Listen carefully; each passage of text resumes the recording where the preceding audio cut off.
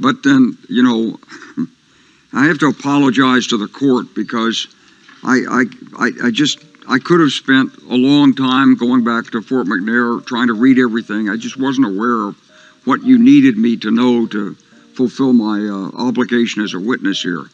Generali Wesley Clark e bën këtë kërkim falje sepse seanca e 18 nëntorit, pra e djeshme, nuk po shkonte mirë.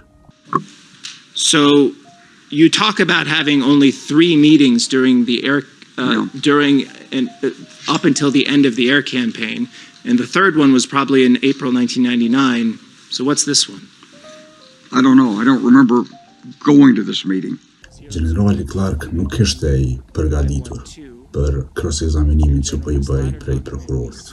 Ky I fundit arriti me I parasit disa qëndrime të tij që nuk përputheshin me njëra tjetrën. This is something reported by the Cleveland Plain Dealer, and it's an interview that you gave on 15 August. We didn't have any direct communication with them, to the best of my knowledge, Clark said. So that's correct, isn't it? What you said? That's correct. It was actually important to keep some distance from the KLA during the air campaign. You actually didn't want to have direct contact with them. That's not correct. That's why I talked to Thachi. I actually asked him for help. So, you raise, you're at a critical point of history. Pra, seanca e djeshme ishte një prej atyre momenteve në të cilat një prej simboleve të lirisë Kosovës, të luftës Kosovës u sfidua tepër rënd. Dhe natyrisht, si çdo shqiptar tjetër, nuk mund të ndjej diçka tjetër përveç dëmshurisë. Pata dëmshuri për Wesley Clarkun dhe atë që po e përjetonte dje. Dhe sidomos sepse Wesley Clark nuk kishte faj për atë që po ndodhte. Ai po thoshte të vërteta. Rrëfimi I tij kryesor ishte I vërtetë. Faji për atë që ndodhi në seancën e djeshme të gjykatës speciale ishte I mbrojtjes, I avokatëve të mbrojtjes. Këta avokat nuk e kishin përgatit as sa duhet e as çysh duhet generalin Clark me dëshmu në speciale. Sepse është detyra e këtyre avokatëve që me pas mock trials, që me pas ushtrime, ku për shembull njëri prej avokatëve bëhet sikur është prokurori dhe e merr në pyetje, I bën cross-examinim dëshmitarit në mënyrë që me I gjet ato kontradikta në rrëfimin e tij, në mënyrë që rrëfimi I tij të jetë konsistent. Kjo ndodh gjithkund, është legjitime, pra dëshmitari duhet të përgatitet që ajo që e thot të jetë konsistente. Was that meeting the only time you saw Hashim Thachi and the zone commanders in the same place?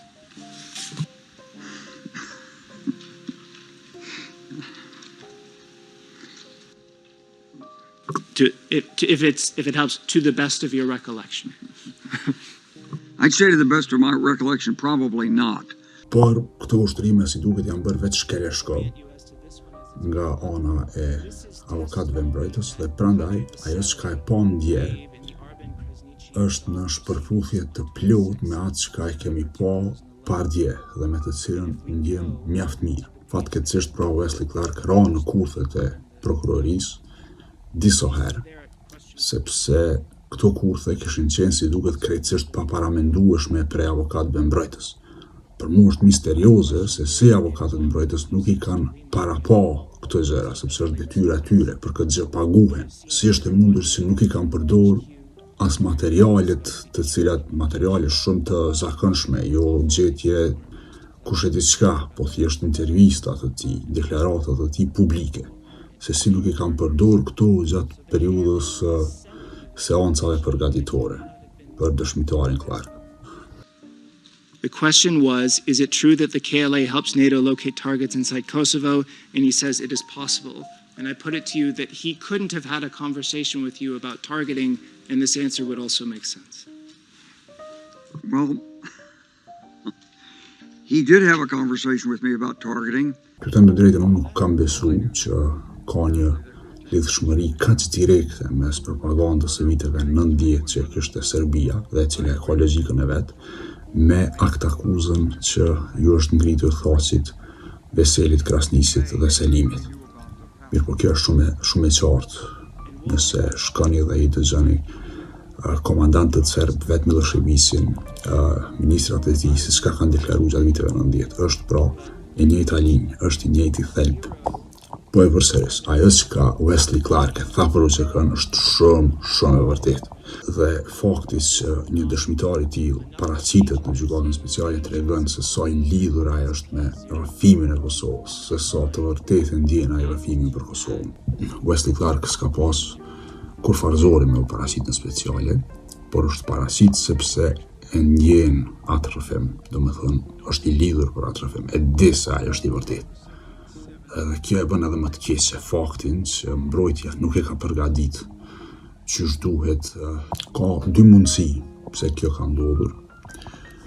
E para është se mbrojtja beson që e ka fituar rastin dhe natyrisht nuk i bën përshtypje fort nëse një dëshmitarit i lëndohet integriteti dhe dëshmia. Dhe e dyta, se beson që e ka humbur rastin dhe prandaj nuk i bën përshtypje po ashtu e njëjta. Nuk është çështja vetë te kjo aktakuzë, por është çështja e rrëfimit të Kosovës në arenën ndërkombëtare. Këto dëshmi potencialisht mund të përdoren në të ardhmen nga propaganda serbe ose propaganda ruse kundër shtetit të Kosovës, kundër lirisë tonë. Is there any indication other than your statement where you have publicly acknowledged that you had a discussion with Hashim Thaçi about targeting?